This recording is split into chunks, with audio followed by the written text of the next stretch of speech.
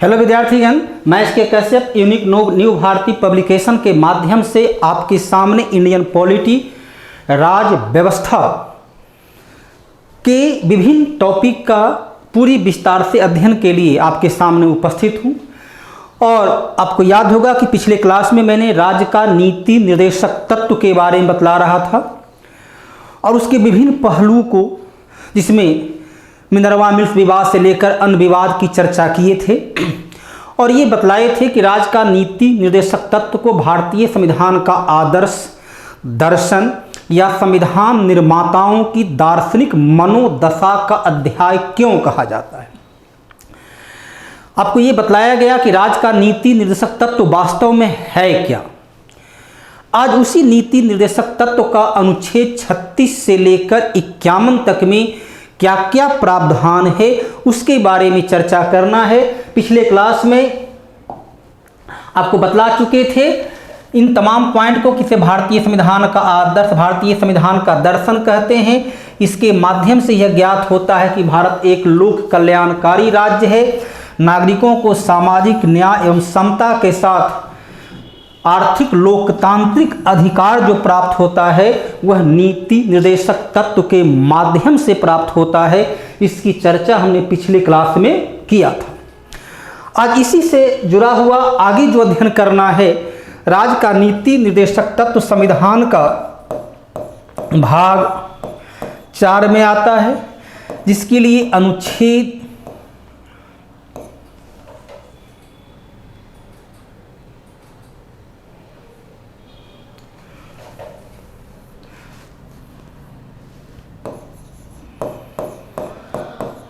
जिसके लिए अनुच्छेद 36 से 51 तक है।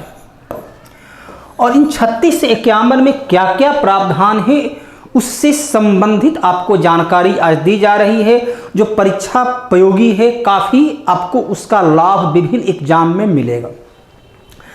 अनुच्छेद 36 में राज्य को परिभाषित किया गया है। इस प्रकार आपको बतलाए थे मौलिक अधिकार में कि अनुच्छेद 12 के अंतर्गत राज्य की परिभाषा दी गई है। उसी प्रकार राज्य को परिभाषित किया गया है अनुच्छेद 36 के अंतर्गत।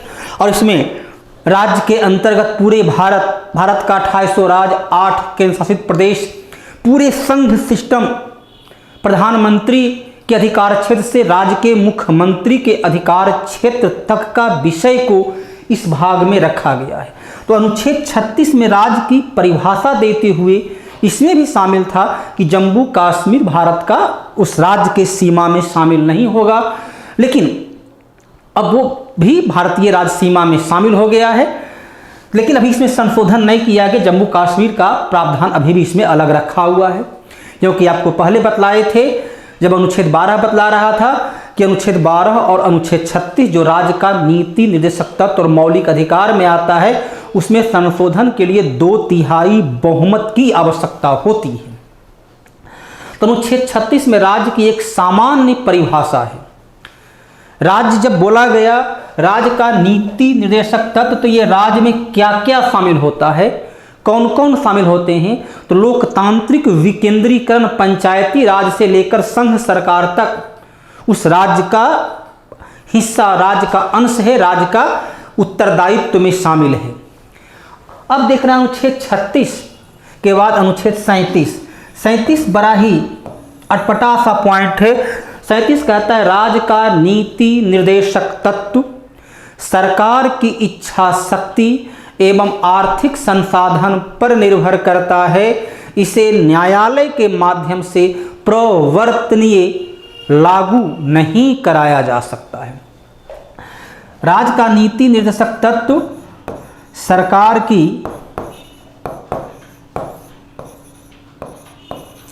इच्छा शक्ति एवं आर्थिक संसाधन पर निर्भर करता है।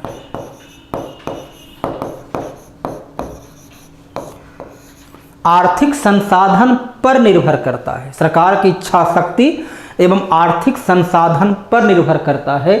इसे न्यायालय के माध्यम से प्रवर्तनीय लागू नहीं कराया जा सकता है।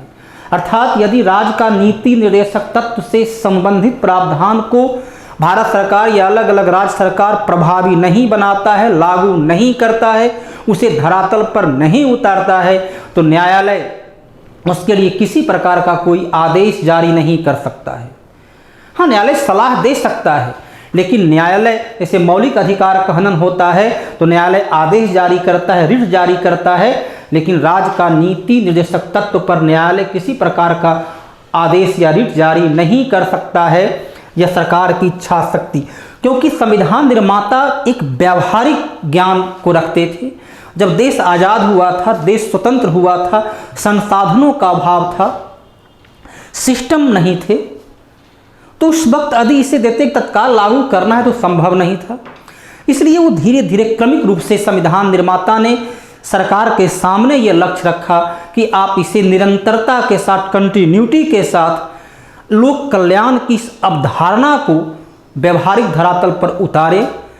अब आदेश न्यायालय देगा कि आप ऐसा करें, सरकार के पास आर्थिक संसाधन नहीं है, तो समस्या उत्पन्न होगी।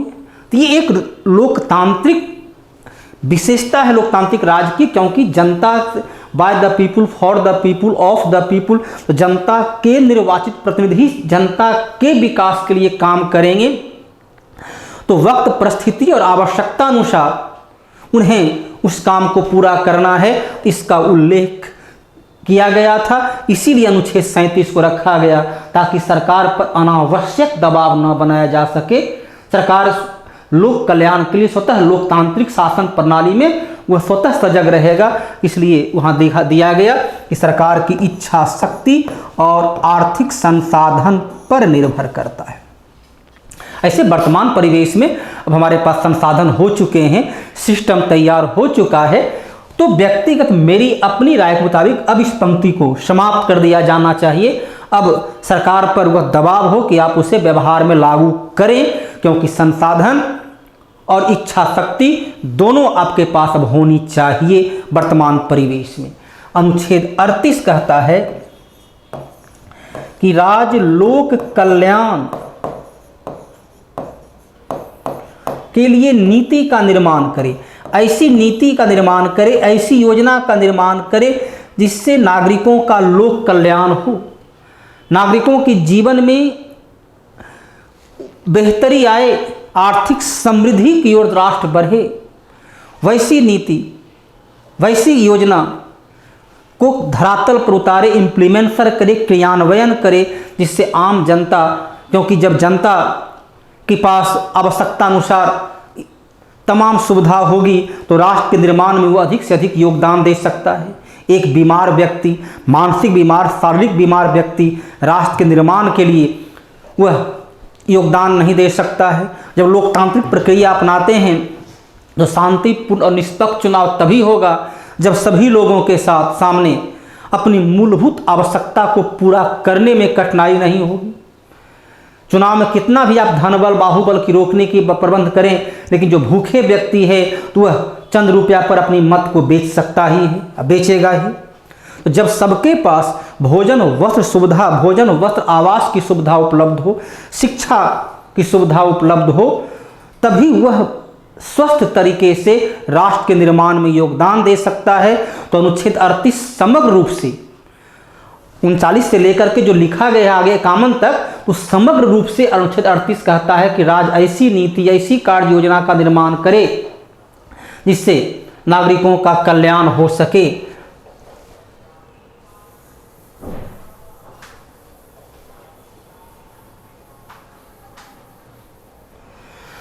अनुच्छेद 39 कहता है कि राज्य लोक कल्याण के लिए, यहां भी लोक कल्याण शब्द है, अनुच्छेद 38 भी लोक कल्याण का है, अनुच्छेद 39 भी लिखता है लोक कल्याण, लेकिन इसमें क्या क्या करना है उसका प्रावधान है। अनुच्छेद 39 कहता है कि राज्य लोक कल्याण के लिए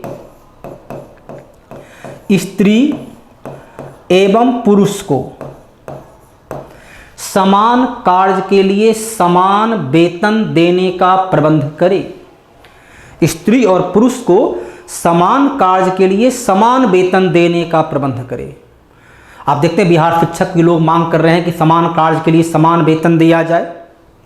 तो दोनों दो पहलू है, उसे पूरी तरह इस अनुच्छेद 39 पर लागू नहीं कर सकते हैं, क्योंकि बिहार शिक्षक जो हैं उसे नियोजित शिक्षक कहते हैं और जो अन्य शिक्षक हैं उसे सहायक शिक्षक कहते हैं। तो पदनाम ही बदल जाती है, कार्य क्षेत्र तो एक है लेकिन पद का नाम ही बदल जाता है। तो थोड़ी सी वहाँ पर टेक्निकल समस्या है, लेकिन पटना उच्च न्यायालय ने जो निर्णय दिया था इसी बेस पर दिया था, समान कार्य के लिए समान वेतन। तो अनुच्छेद 39 कहता है कि इसके लिए न्यायालय इसलिए आदेश दे सका क्योंकि समान पारिश्रमिक अधिनियम 1976 में बनाया जा चुका है। एक अलग से कानून बनाए हैं, समान पारिश्रमिक अधिनियम 1976।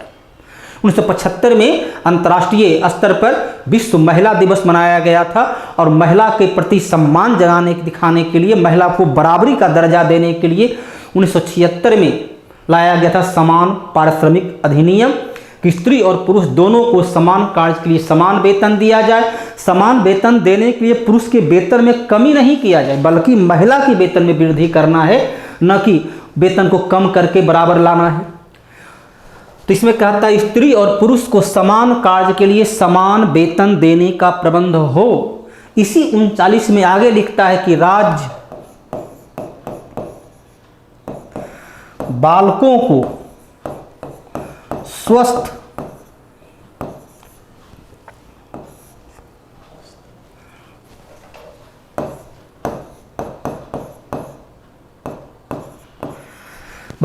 स्वस्थ एवं गरिमामय जीवन प्रदान करें। यहां पर स्वास्थ्य शब्द नहीं है, स्वस्थ है। वैसी वातावरण, वैसा परिस्थिति तैयार करें जहां बच्चे का बौद्धिक विकास, शारीरिक विकास सही तरीके से हो सके।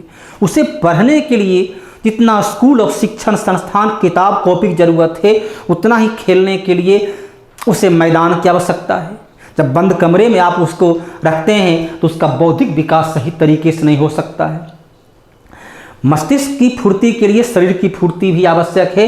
विद्यार्थी का आप व्यवहार में अनुभव देखिए, वह विद्यार्थी जो बहुत बदमाशी करता है, यकीनन तौर पर देखिएगा सामान्यतः आप बात छोड़ दिया जाए तो पढ़ने में भी वही विद्यार्थी तेज होता है।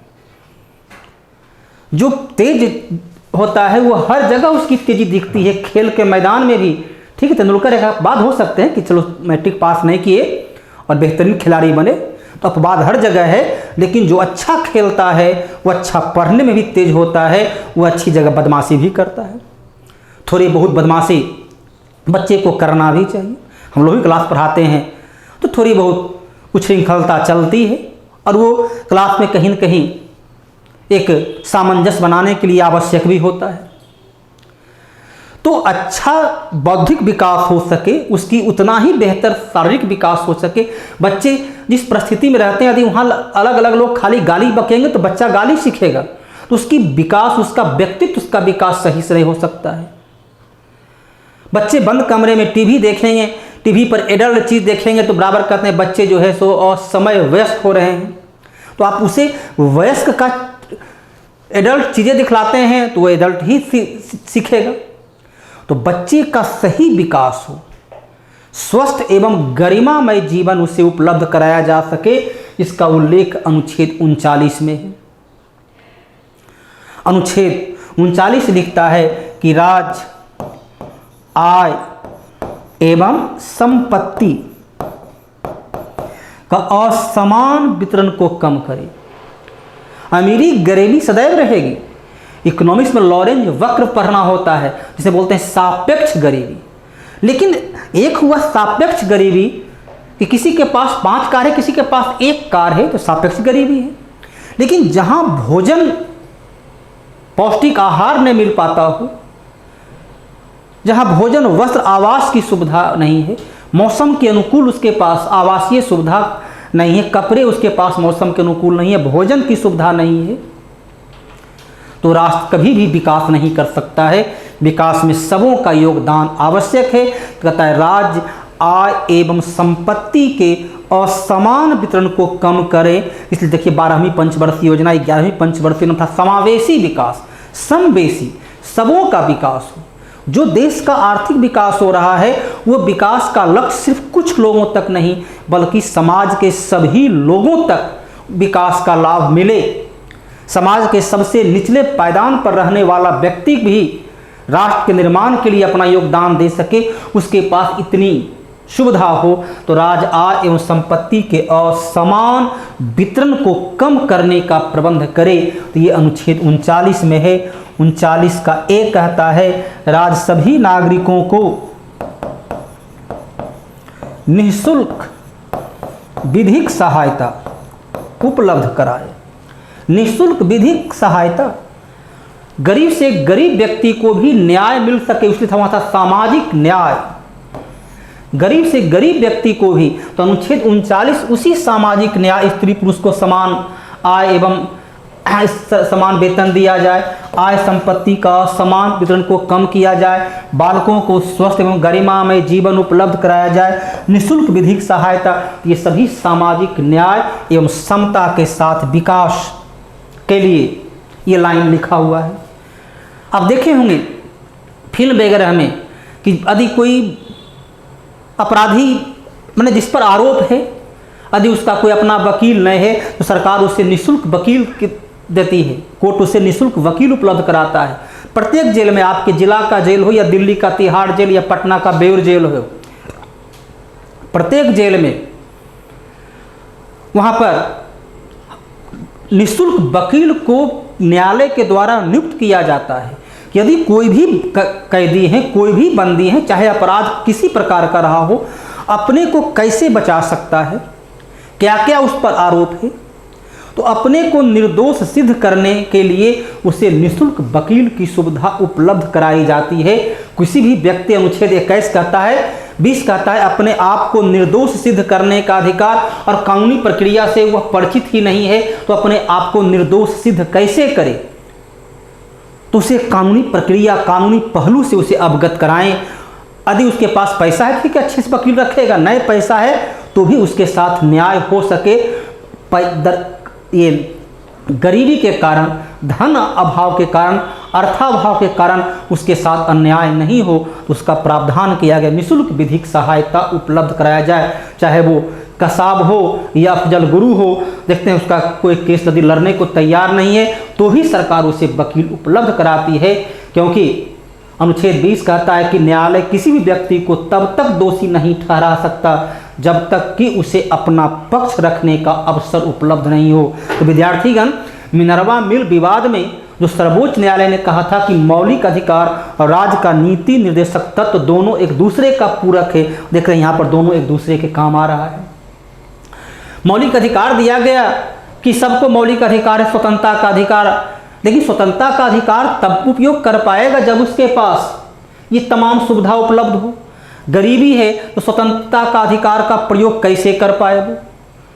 ठीक है, समानता का अधिकार में वोट देने का अधिकार वो प्रयोग कर लेगा, लेकिन लोकतांत्रिक अधिकार से वोट देने का अधिकार नहीं होता है। तो सही मस्तिष्क का विकास हो, सही सोच के साथ वो वोट दे सके, उसके लिए सामाजिक न्याय और समता के साथ जीवन यापन का अधिकार मिले। तो मिनर्वा मिल विवाद का यहाँ तमाम पॉइंट को देखें। तो आज का जो प्रश्न पूछता है वो तुलनात्मक रूप से प्रश्न पूछता है, और आप एग्जाम देते हैं तो सिर्फ ग्रुप डी का ही नहीं बल्कि आप पब्लिक सर्विस कमीशन का भी एग्जाम देते हैं, सबके बारे में जानकारी चाहिए ताकि जब भी बैठे एग्जाम में तो प्रश्न को आसानी से हल कर सकें। तो ये था अनुच्छेद 39।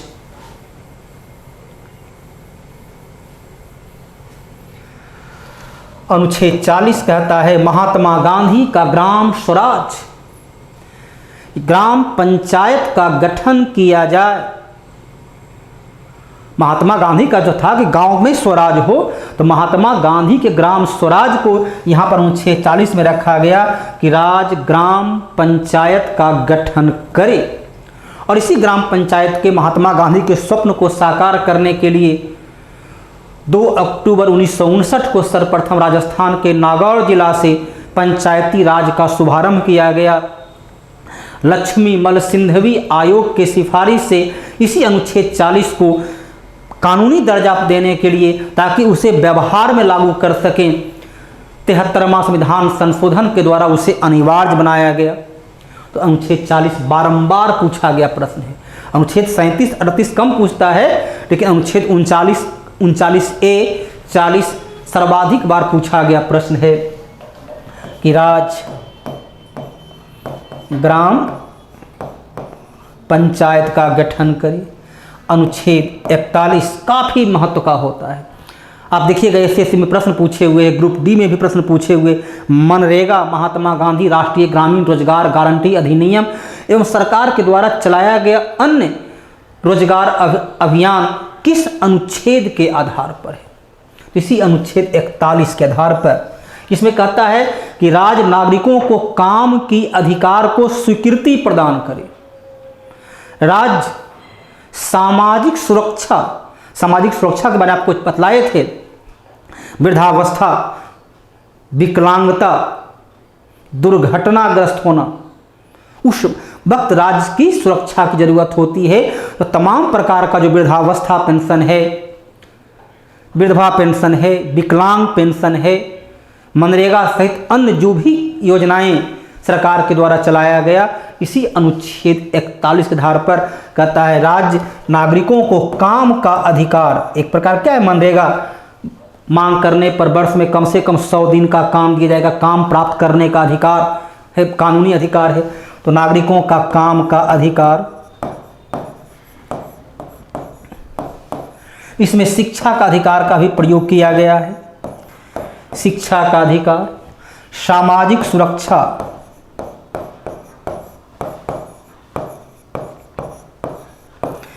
सुरक्षा में क्या क्या चाहिए सामाजिक सुरक्षा में? इसमें दिया गया है वृद्धावस्था, विकलांगता, बेरोजगारी शब्द है तो उसी बेरोजगारी में हो गया काम का अधिकार। तो राज्य जो है वृद्धावस्था के समय, विकलांगता के समय, दुर्घटना के समय नागरिकों को सामाजिक सुरक्षा दे, लोगों को उसकी योग्यता के हिसाब से काम मिल सके तो काम का प्रबंध करे, लोगों को शिक्षा का अवसर उपलब्ध हो सके जिससे उसकी मानसिक और बौद्धिक क्षमता का सही विकास हो सके। तो ये अनुच्छेद 41 के आधार पर ही सरकार के द्वारा चलाई गई विभिन्न योजना जो कि रोजगार के लिए है, इसके माध्यम से प्राप्त होता है। अनुच्छेद 42 कहता है राज्य मां बनने वाली महिला को मातृत्व या प्रसूति लाभ उपलब्ध कराए। जब वह मां बनने वाली हो तो उसे तमाम प्रकार की चिकित्सीय सुविधा सहित मां और बच्चे दोनों सुरक्षित हों, दोनों स्वस्थ हों, उसके लिए उचित वातावरण को तैयार करना। वर्क में कोई क्षेत्र में महिला जॉब कर रही है तो उसे वैसा काम मिले जिससे उसका वो और उसके बच्चे के स्वास्थ्य पर प्रतिकूल प्रभाव न पड़े। मां बनने के दरमियान उसे पर्याप्त छुट्टी प्राप्त हो और उसकी जॉब भी सुरक्षित रहे। तो जॉब सुरक्षा के साथ साथ उसके स्वास्थ्य, उसके बच्चे का स्वास्थ्य दोनों पर प्रतिकूल प्रभाव न पड़े, राज्य ऐसा प्रबंध करे। तो उसके लिए अनुच्छेद 42 में उल्लेख है। इसके लिए बना हुआ है मातृत्व हित लाभ अधिनियम 1961 बनाया गया है कानून, मातृत्व हित लाभ अधिनियम 1961, जिसके तहत ही वर्तमान में मां बनने के दरमियान महिला को 26 सप्ताह का सवैतनिक छुट्टी दिया जाता है। उसके अलावा चिकित्सा बोनस अलग से दी जाती है। तो इसमें अनुच्छेद 42 के आधार पर इसका प्रबंध किया गया है।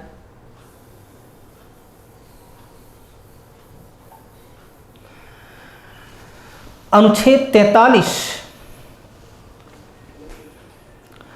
43 कहता है महात्मा गांधी के स्वप्न को साकार करने के लिए अनुच्छेद 43 है कि राज्य कुटीर उद्योगों का विकास करे।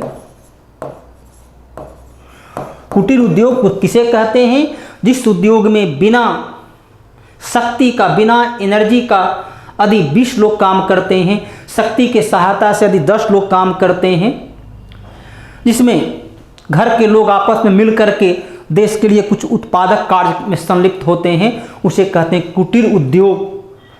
अब सिलाई वस्त्र का एक प्रकार कुटीर उद्योग में, रेडीमेड गारमेंट्स का क्षेत्र जो आता है, टोकरी बनाई, अभी जितना दीपावली खिलौना बनाने से लेकर के मोमबत्ती बनाने, सब कुटीर उद्योग के दायरे में आता है। तो राज्य कुटीर उद्योगों का विकास करे, राज्य श्रम को सम्मान करे। मैंने कल बतलाया था पिछले क्लास में कि प्रत्येक नागरिक को वर्क करना होता है। उसे इकोनॉमिक भाषा में ब्लू कॉलर और वाइट कॉलर के रूप में, कभी कभी उसका 3 विभाजन करते हैं, ब्लू कॉलर, वाइट कॉलर और रेड कॉलर। रेड कलर हुआ मतलब एकदम पूरी तरह ईंटा पत्थर ढोने वाले, कुदार चलाने वाले, तो उसे रेड कलर कहते हैं। शारीरिक श्रम करते हैं लेकिन मजदूर की तरह काम नहीं करते हैं, तो हो गए ब्लू कलर। और वाइट कलर जो कि पूरी तरह बौद्धिक क्षमता के आधार पर काम करते हैं। तो किसी कलर में आते हो, वाइट कलर में हो, रेड कलर में हो या ब्लू कलर में हो, हर व्यक्ति को अपने अपने योग्यता के आधार पर, अपनी कार्य क्षमता के आधार पर, अपनी एबिलिटी, अपनी इफिशियंसी के आधार पर काम करना होता है।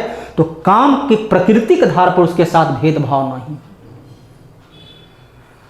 हर का वेतन अलग अलग होता है, अलग अलग व्यक्ति अलग अलग काम करते हैं। एक बहुत ही सुंदर उदाहरण है विद्यार्थीगण, गुप्त काल के चंद्रगुप्त द्वितीय विक्रमादित्य का नाम आप सुन चुके होंगे।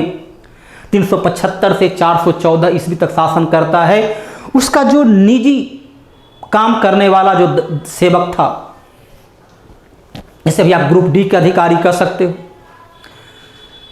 तो उसने अपने राजा था मालिक से उसने कहा कि आखिरकार राजा ये बताइए कि आपका जो महामंत्री है उससे किस आधार पर मैं कम काम करता हूं जिससे आप इतना वेतन देते हैं और मुझे इतनी सा वेतन देते हैं। चंद्रगुप्त द्वितीय जिसका दरबार न्याय के लिए प्रसिद्ध था, आप मेहरौली के लौह स्तंभ पर देखिए लिखा होता है कि उसका राज 3 सागर तक फैला हुआ और उसके न्यायप्रियता को देवलोक तक चर्चा होती है। उसने कहा ठीक है, उत्तर तुम्हें दिया जाएगा। समय गुजरा, पाटलिपुत्र ही राजधानी हुआ करती थी, बाद में राजधानी उज्जैन ले गया है। कुछ पूर्वोत्तर देशों से, कंबोडिया वगैरह से व्यापारी पटना पहुंचते हैं महेंद्रू घाट पर, जहां राजा ने अपने उसी सेवक को, निजी सेवक को कहा कि जाकर देखो। निजी सेवक देख कर आया, कहा कि वहां पर 8 जहाज रखा हुआ है, आया हुआ है और 10-20 व्यक्ति खड़े थे जो कुछ विदेशी लग रहे थे, चेहरा कुल का भारतीय से नहीं मिल रहा था। उसके बाद राजा ने कहा ठीक है, महामंत्री बुला कर लाओ। महामंत्री के भी राजा ने जो अपने सेवक को कहा था कि जाकर देखो, उतना ही लाइन वो कहा कि जाकर देखो।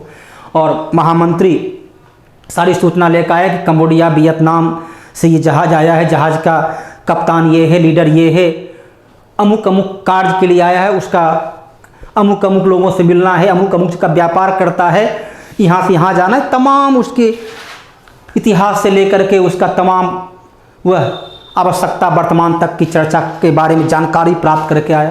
उसके बाद राजा को उसने खबर दिया, सेवक भी वहाँ मौजूद था। राजा ने कहा देखो, सेवक को कहा तुमने प्रश्न पूछा था कि मैं आपके मंत्री जी से कौन सा कम योग्यता रखता हूँ या कौन सा कम काम करता हूँ। कहा तुमको भी मैंने कहा कि जाकर देखो, तुम भी देख कर आए, मंत्री भी देख कर आए।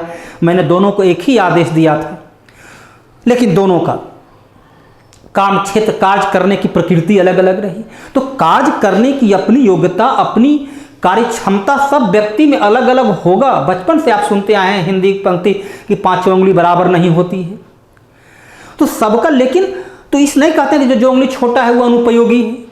हर को बराबर अधिकार है, अपनी अपनी योग्यता के आधार पर हर को अपना अपना काम करना है। तो कार्य की प्रकृति के आधार पर किसी भी व्यक्ति के साथ भेदभाव न किया जाए। तो यही कहता है कुटीर उद्योगों का विकास हो, राज श्रम का सम्मान करे। राज जो है श्रम का सम्मान करे। इसमें 42वां संविधान संशोधन के द्वारा जोड़ा गया कि राज्य प्रबंध में श्रमिकों की भागीदारी को सुनिश्चित कराए।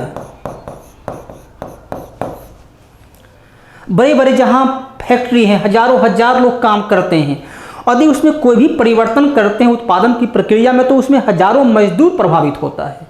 कहता है राज ऐसा कोई भी काम न करे जिससे उन मजदूरों का जीवन में कठिनाइयाँ आए। इसलिए प्रबंधन में श्रमिकों की भागीदारी को सुनिश्चित कराया जाए। बोर्ड ऑफ डायरेक्टर में श्रमिकों का लीडर को, श्रमिकों के नेता को भी शामिल किया जाए, ताकि कंपनी में, उद्योग जगत में होने वाले परिवर्तन से वह स्वयं भी अवगत हो और अपना लाभ और हानि को वह सामने रख सके।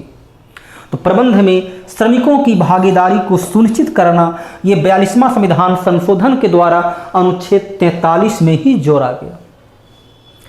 तो ये भी क्या है कि नागरिक के, अब वो बड़े धनाढ़ लोग हैं, मुकेश अंबानी, रतन टाटा है, तो वह श्रमिक का शोषण न कर सके। तो आय और संपत्ति के असमान आर्थिक लोकतंत्र यहाँ पर यही है कि वो मजदूर है, इसलिए उसके साथ आप मनमानी ना करें, आप सिर्फ अपना लाभ ना देखें, मजदूरों का हितों का भी राज रक्षा करे, उसका प्रबंध राज देखे। इसलिए वहाँ जोड़ा गया कि प्रबंध में श्रमिकों की सहभागिता हो, ये उसी आर्थिक लोकतंत्र। आप मौलिक अधिकार दे दिए, समानता का अधिकार, लेकिन एक मालिक है, एक नौकर है, तो समानता का अधिकार में उसका अधिकार मालिक छीन न ले, तो आर्थिक तौर पर भी लोकतंत्र कायम हो।